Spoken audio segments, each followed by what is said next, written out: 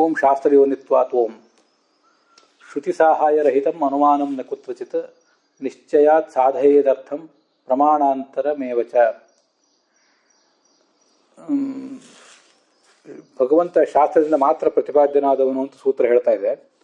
ಅದಕ್ಕೆ ಸಂಬಂಧಪಟ್ಟಂತೆ ಕೂರ್ಮ ಪುರಾಣದ ಮಾತೆರಡುಗಳನ್ನು ಆಚಾರ್ಯರು ಉದ್ಧರಿಸ್ತಾರೆ.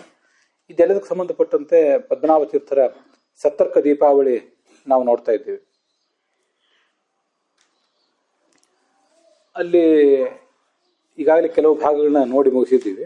ಇನ್ನು ಮುಂದಿನ ಭಾಗಗಳನ್ನ ಈಗ ನೋಡಬೇಕು. ಏತದೇವ ಪುರಾಣ ವಚನೇನ ಉಪಪಾದಯತೆ. ಈಗೇನು ಇಷ್ಟು ವಿಷಯಗಳನ್ನು ವೇದವಾಕ್ಯದ ಸಹಾಯದಿಂದ ಹೇಳಿದರು, ಅದನ್ನೇ ಪುರಾಣ ವಾಕ್ಯದಿಂದಲೂ ಹೇಳ್ತಾರೆ. ಅದೇ ಇದನ್ನು ವೇದವಾಕ್ಯದಿಂದ ಅದು ಬಂದಿಲ್ಲ ಅಂತಲ್ಲ, ವೇದವಾಕ್ಯ ಪುರಾಣ ವಾಕ್ಯ ಎರಡರದ್ದು ಅನುಸಂಧಾನ ನಮಗಿರಬೇಕು ಅನ್ನೋದು ಆಚಾರ್ಯರ ಸಮಗ್ರ ದೃಷ್ಟಿಕೋನ. ಅದಕ್ಕಾಗಿ ಪುರಾಣ ವಚನದಿಂದಲೂ ಹೇಳ್ತಾ ಇದ್ದಾರೆ. ಶ್ರುತಿ ಇದೆ ನೋಡಿ, ಕುತ್ರಚಿತ್ ಯಾವುದೇ ಸಂದರ್ಭದಲ್ಲಿಯೂ ಕೂಡ ಶ್ರುತಿ ಯಾವುದೇ ಸಂದರ್ಭದಲ್ಲಿ ಅಂದರೆ ಯಾವುದೇ ಕಾಲದಲ್ಲಿಯೂ ಕೂಡ, ಮತ್ತು ಯಾವುದೇ ವಿಷಯಕ್ಕೆ ಸಂಬಂಧಪಟ್ಟಂತೆಯೂ ಕೂಡ, ಅದು ಭಗವಂತ ಇರಬಹುದು, ನಮ್ಮ ಧರ್ಮಾಚರಣೆ ಇರಬಹುದು, ಇಂಥ ಯಾವುದೇ ವಿಷಯ ಇರಬಹುದು, ಅಲ್ಲಿ ಶ್ರುತಿ ಸಾಹಾಯ್ಯ ರಹಿತಂ, ಶ್ರುತಿಯ ಬೆಂಬಲವಿಲ್ಲದ ಅನುಮಾನ ನಿಶ್ಚಯಾತ್ ಖಂಡಿತವಾಗಿಯೂ ಅರ್ಥಂ ನ ಸಾಧಯೇತ್, ಯಾವ ವಿಷಯವನ್ನು ಕೂಡ ಅದು ಸಮರ್ಥನೆ ಮಾಡಲಿಕ್ಕೆ ಸಿದ್ಧ ಮಾಡಲಿಕ್ಕೆ ಸಮರ್ಥ ಅಲ್ಲ ಅಂತ ಈಗ ಅದರ ತಾತ್ಪರ್ಯ. ನಹಿ ಅನಿಶ್ಚಿತಾರ್ಥ ಸಾಧಕಂ ಪ್ರಮಾಣಂ ಭವತಿ. ಪದ್ಮನಾಭ ತೀರ್ಥರ ವಾಕ್ಯ. ತಾನು ಯಾವುದು ನಿಶ್ಚಿತವಾಗಿ ಏನನ್ನು ಸಮರ್ಥನೆ ಮಾಡಲಾರದೋ ಅನಿಶ್ಚಿತವಾಗಿಯೇ ಸಾಧನೆ ಮಾಡ್ತದೋ, ಅಡ್ಡಗೋಡೆ ಮೇಲೆ ದೀಪ ಇಟ್ಟಂತಾನೆ ಹೇಳ್ತದೋ, ತತ್ ಪ್ರಮಾಣಂ ನ ಭವತಿ. ಅಂಥದ್ದು ಪ್ರಮಾಣ ಆಗ್ಲಿಕ್ಕೆ ಸಾಧ್ಯ ಇಲ್ಲ. ತತ್ ಅಂತ ನಾನು ಪದ್ಮನಾಭ ತೀರ್ಥರ ವಾಕ್ಯದಲ್ಲಿ ಸೇರಿಸ್ಕೊಂಡೆ ಅಷ್ಟೆ. ಅದು ಪ್ರಮಾಣ ಆಗ್ಲಿಕ್ಕೆ ಸಾಧ್ಯ ಇಲ್ಲ.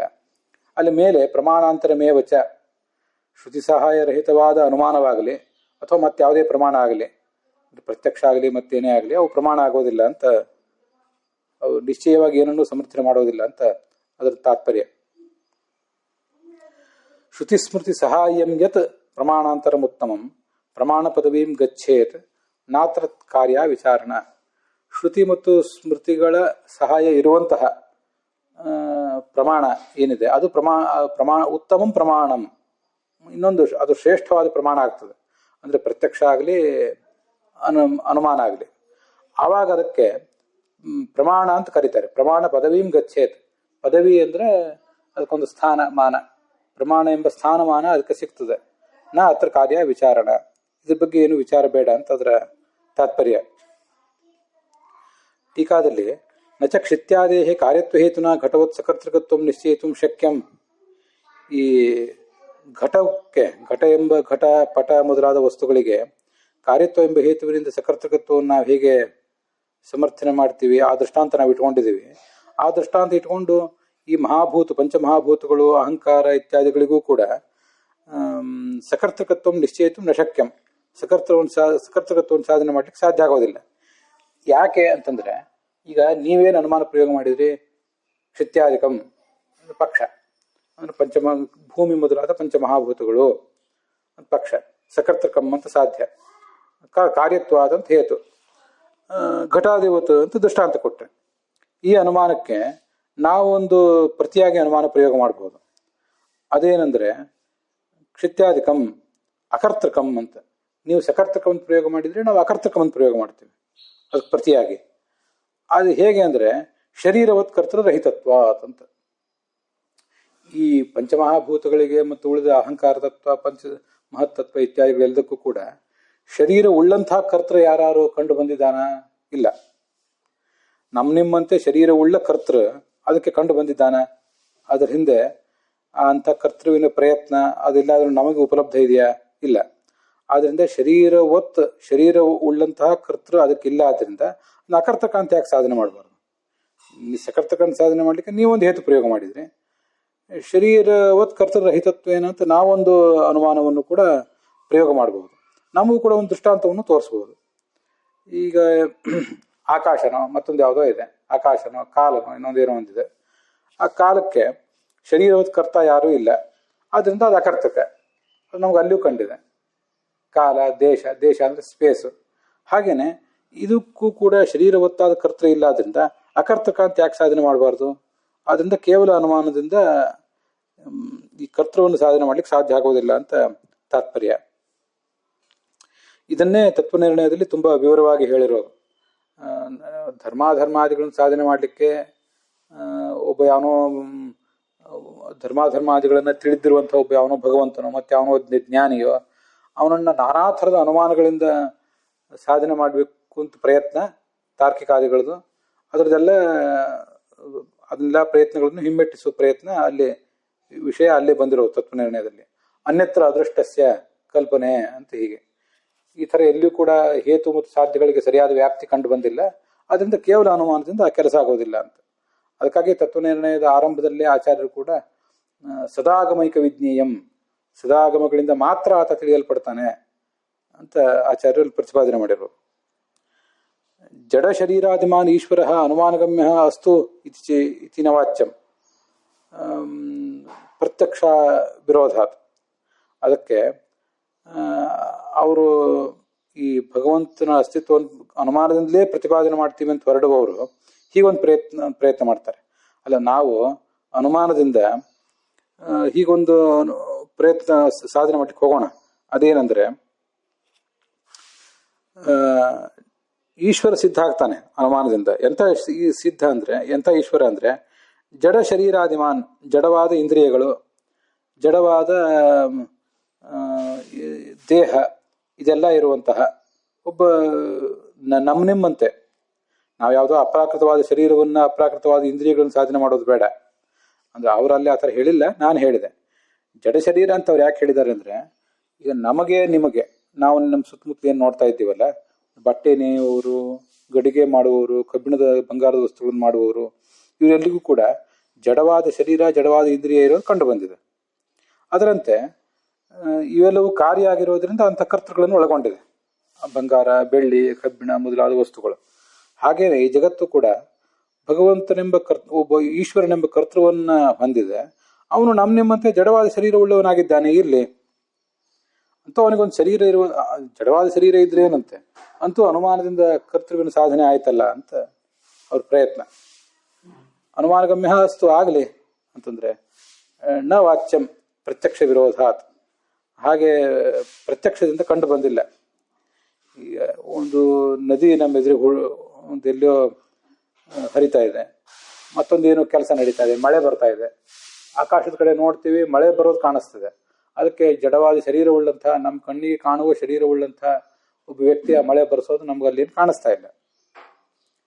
ಎಲ್ಲೂ ಬೆಂಕಿ ಹುಟ್ಟಿತು, ಬಿರುಗಾಳಿ ಬೀಸಿತು, ಅದೆಲ್ಲೂ ಕೂಡ ಜಡವಾದ ಶರೀರವುಳ್ಳವನಾಗಲಿ ಅಥವಾ ಯಾವುದೇ ಶರೀರವುಳ್ಳವಂತಹ ವ್ಯಕ್ತಿಯಾಗಲಿ ಅಲ್ಲಿ ಕಾಣಿಸ್ತಾನೇ ಇಲ್ಲ ಅಂತ ಅದರ ತಾತ್ಪರ್ಯ. ಅದು ಕೇವಲ ಶರೀರಾದಿಮಾನ್ ಈಶ್ವರ ಅನುಮಾನಗಮ್ಯ ಅಸ್ತು ಅಂತ ಹೇಳ್ಬೋದಿತ್ತು ಅಲ್ಲಿ ಪ್ರಶ್ನೆ ಮಾಡುವವರು. ಜಡ ಶರೀರಾದಿಮಾನ್ ಅಂತ ಅವ್ರು ಹೇಳುವ ಉದ್ದೇಶ ಏನು? ಕಮ್ಮಾರ, ಕುಂಬಾರ ಮೊದಲಾದವರಿಗೆ ಜಡವಾದ ಶರೀರ ಇರುವುದು, ಅವರು ಒಂದು ಯಾವುದೋ ವಸ್ತುವನ್ನು ಸೃಷ್ಟಿಸುವುದು ಕಂಡಿದೆ. ಆ ಥರ ಇಲ್ಲೂ ಆಗಲಿ ಅಂತ, ಏನಾದರೂ ಮಾಡಿ ಈಶ್ವರನ ಸಿದ್ಧಿ ಆಗಲಿ ಅಂತ ಪ್ರಯತ್ನ ಅಷ್ಟೆ. ಇತಿ ನವಾಚ್ಯಂ ಪ್ರತ್ಯಕ್ಷ ವಿರೋಧಾತ್. ಅತಃ ಶ್ರುತಿ ಮನುಸೃತ್ಯೈವ ಅತ್ಯಂತಾತೀಂದ್ರಿಯೇ ಈಶ್ವರೇ ಪ್ರವರ್ತಮಾನಂ ಅನುಮಾನಂ.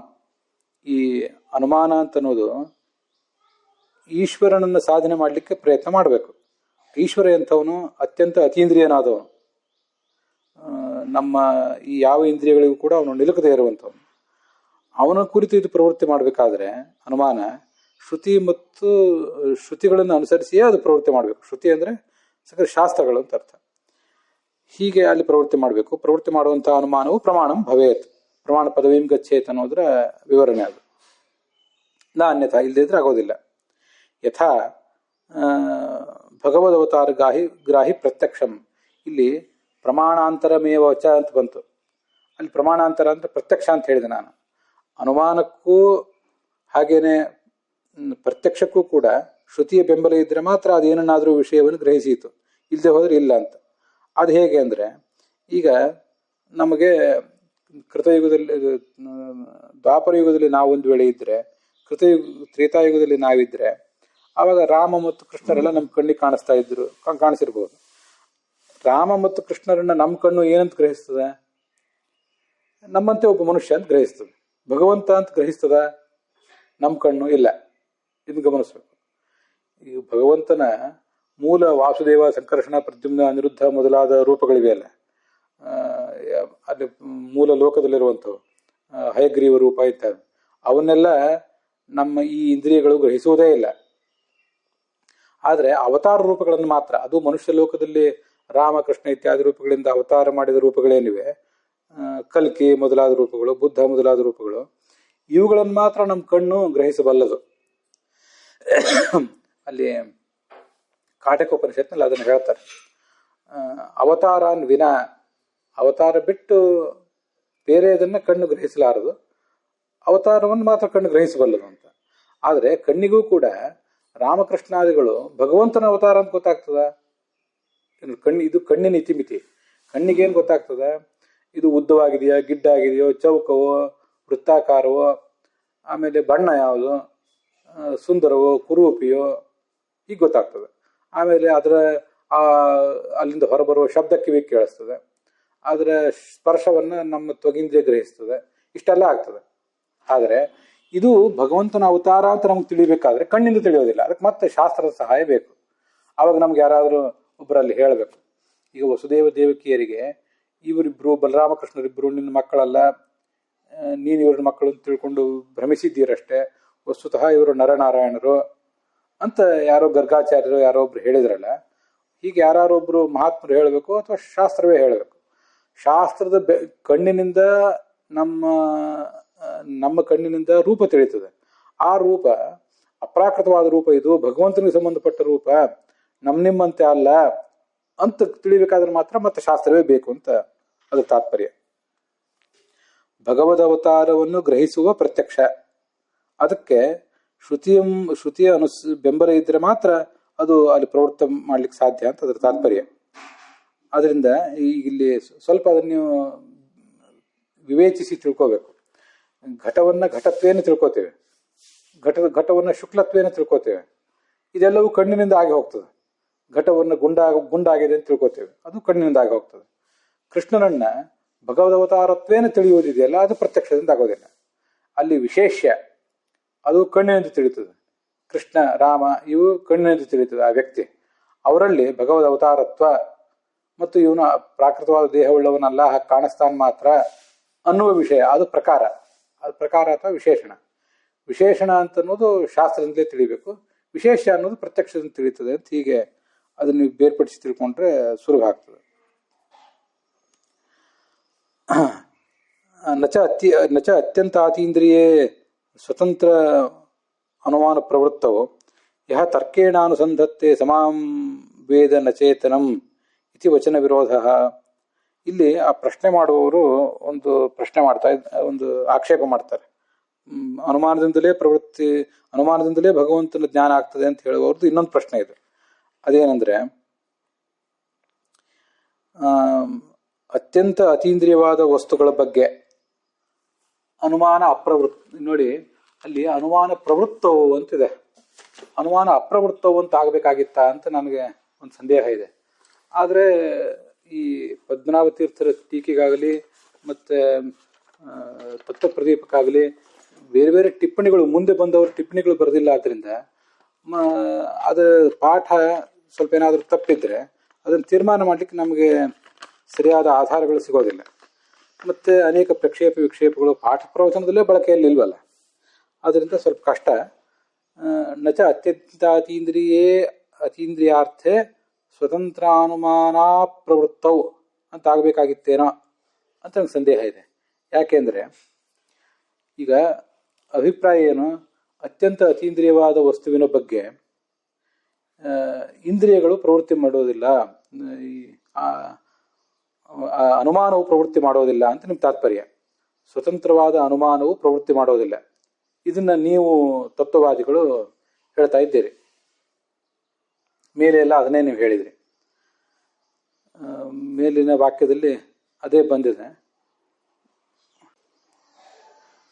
ಅತ್ಯಂತ ಅತೀಂದ್ರಿಯೇ ಈಶ್ವರೇ ಪ್ರವರ್ತಮಾನಂ ಅನುಮಾನಂ ಅಂತ ಹೀಗೆ ಬಂದಿದೆಯಲ್ಲ, ನಾವು ಮಾತಾಡಿದ ವಾಕ್ಯ.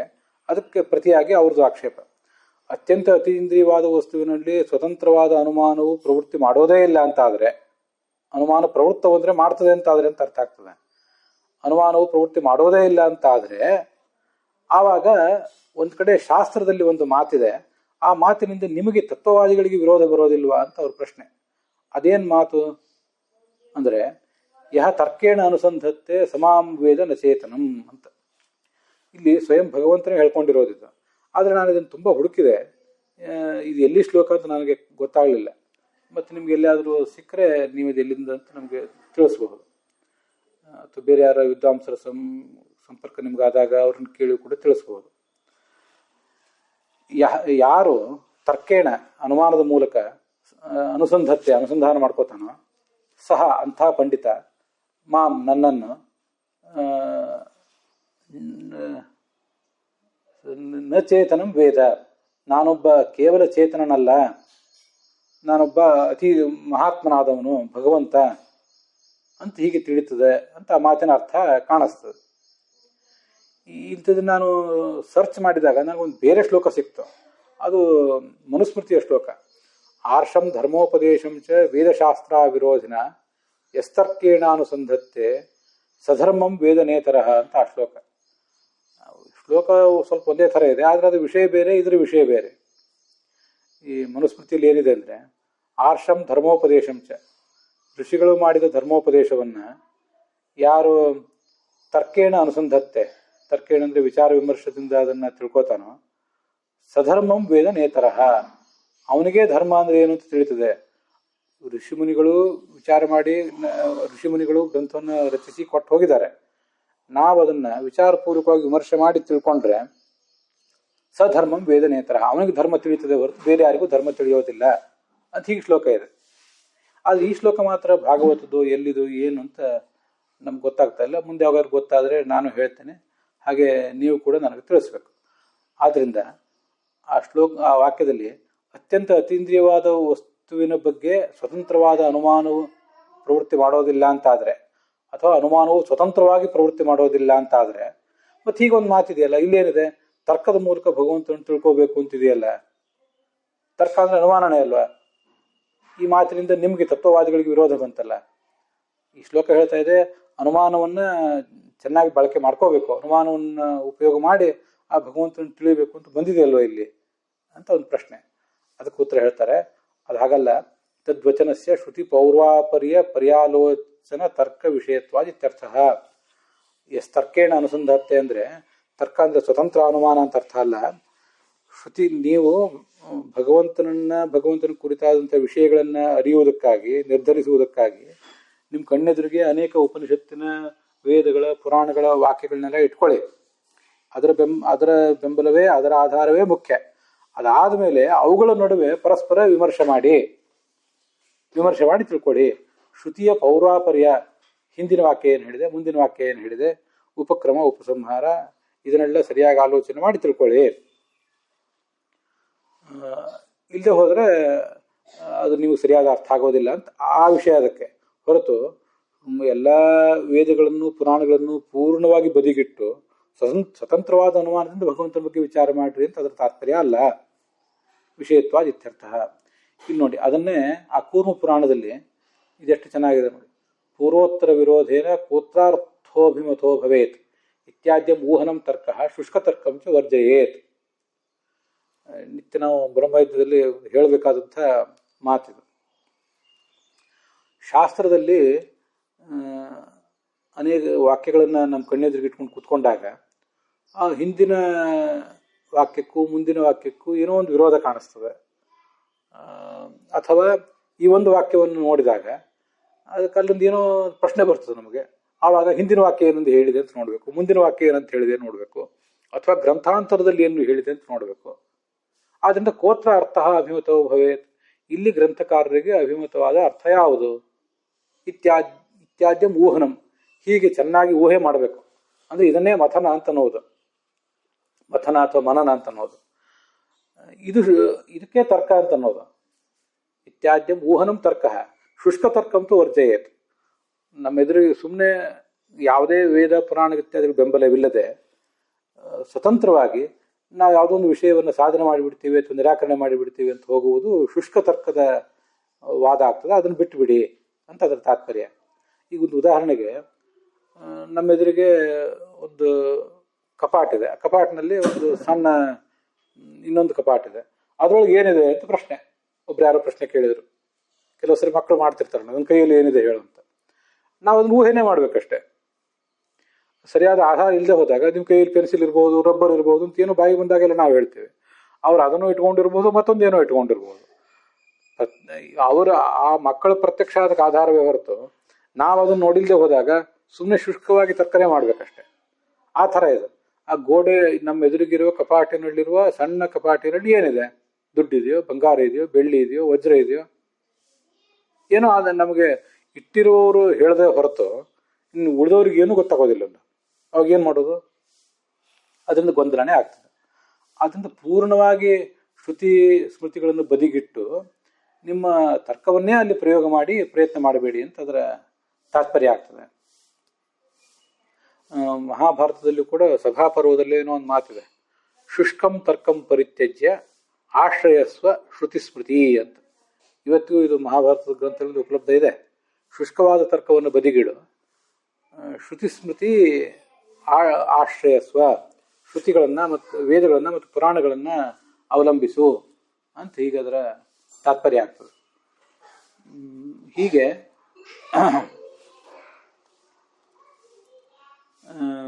ನಾನಾ ಥರದ ವೇದವಾಕ್ಯಗಳನ್ನು, ನಾನಾ ಥರದ ಪುರಾಣ ವಾಕ್ಯಗಳನ್ನೆಲ್ಲ ಕಣ್ಣಿಗೆ ಎದುರುಗಿಟ್ಕೊಂಡು ಅದರಲ್ಲಿ ಉಪಕ್ರಮ ಉಪಸಂಹಾರ ಇತ್ಯಾದಿಗಳ ಬಲದಿಂದ ಏನು ತಾತ್ಪರ್ಯ ಅಂತ ವಿಚಾರ ಮಾಡಬೇಕು. ಅದನ್ನು ತರ್ಕ ಅಂತಾರೆ. ಆದ್ರಿಂದಲೇ ಈಗ ಆತ್ಮಾವ ಅರೇ ದ್ರಷ್ಟವ್ಯ ಶ್ರೋತವ್ಯೋ ಮಂತವ್ಯೋ ನಿಧಿಧ್ಯಾಸಿತವ್ಯ ಅಂತ ಬೃಹದಾರಣ್ಯಕ ಉಪನಿಷತ್ತು ನಮ್ಮ ಎದುರಿಗೆ ಗುರಿಯನ್ನು ಇಟ್ಟಿದೆಯಲ್ಲ ನೋಡಿ. ಭಗವಂತನನ್ನು ತಿಳ್ಕೊಳ್ಳಿ ಅಂತ ಮೊದಲು ಹೇಳಿದೆ, ಗುರಿಯನ್ನು ಹೇಳಿದೆ. ಗುರಿಯನ್ನು ಹೇಳಿ ಅದಕ್ಕೆ ಸಾಧನವನ್ನು ಹೇಳಿದೆ. ದ್ರಷ್ಟವ್ಯ ಹೇಗೆ ದ್ರಷ್ಟವ್ಯ ಅಂದರೆ ಮೊದಲು ಶ್ರೋತವ್ಯ ಶ್ರವಣ ಮಾಡಿ, ಆಮೇಲೆ ಮನನ ಮಾಡಿ. ಮನನವನ್ನೇ ಮೊದಲು ಮಾಡಿ ಅಂತ ಹೇಳಲಿಲ್ಲ. ಏನೂ ಶ್ರವಣ ಮಾಡಿದೆ, ಏನೂ ಶಾಸ್ತ್ರಗಳ ಬೆಂಬಲವಿಲ್ಲದೆ ಮೊದಲೇ ಮನನ ಮಾಡಲಿಕ್ಕೆ ಹೋದರೆ ಅದು ದಾರಿ ತಪ್ಪಿಸ್ತದೆ, ಅದರಿಂದ ಉಪಯೋಗ ಇಲ್ಲ. ಶ್ರವಣ ಮಾಡಿದ್ದನ್ನೇ ಮನನ ಮಾಡಬೇಕೆ ಹೊರತು ಹಾಗೆ ಮನನ ಮಾಡಬಾರದು ಅಂತ ಅದರ ತಾತ್ಪರ್ಯ. ಹೀಗೆ ತರ್ಕೇಣ ಅನುಸಂಧತ್ತೆ ಸಮಾಂ ವೇದನ ಚೇತನ ಅನ್ನೋ ಮಾತಿಗೆ ವೇದಾನುಸಾರಿಯಾದ ತರ್ಕದಿಂದಲೇ ತಿಳಿಯುವ ಪ್ರಯತ್ನ ಮಾಡಬೇಕು ಅಂತ ಅದರ ಅಭಿಪ್ರಾಯ ಆಗ್ತದೆ. ಅಲ್ಲಿಗೆ ಇವತ್ತಿನ ಈ ಭಾಗ ಸಮಾಪ್ತ ಆಗಿದೆ.